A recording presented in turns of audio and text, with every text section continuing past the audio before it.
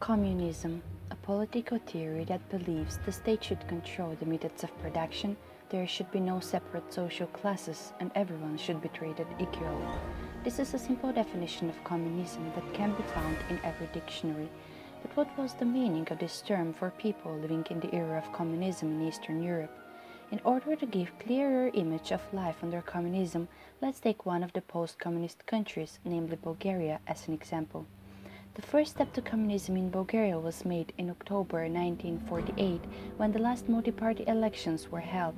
The Communists won with 72% of the votes and appointed Georgy Dimitrov prime minister. The Bulgarian Communist Party initiated a massive effort to build a Soviet-type economy.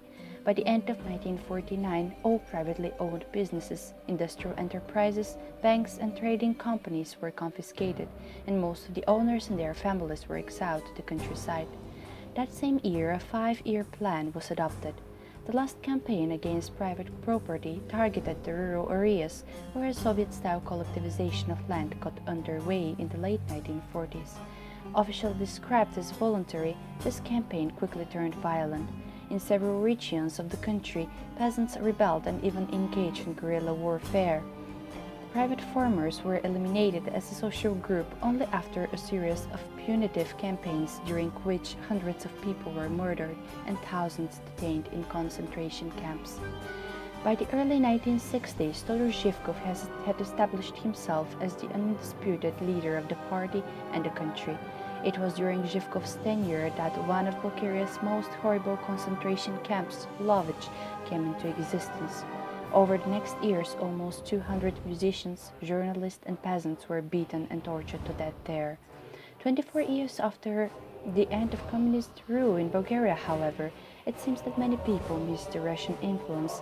Is it possible to forget all the atrocities done during this era and start feeling nostalgia for a time when freedom was non-existent? Bulgarians born in 1970 and before described the transition as return to a class society, poverty and despair. They lived in a society where everyone had jobs, goods were cheap, health services were free, and public transport was excellent and nearly cost-free. The end of communist rule, although expected to set the beginning of a better era in Bulgarian history, disappointed many people. What changes did democracy bring? Well, Bulgaria is now the lowest income post-socialist state with the highest levels of economic immigration in Europe. Some 20% of the country's population has emigrated since 1990. Bulgaria has the lowest wages in Europe and is facing agricultural problems. We have seen a gigantic exodus, the direct result of an unplanned, corporate-run free market economy and a society in constant crisis since the obscure disaster of 1989.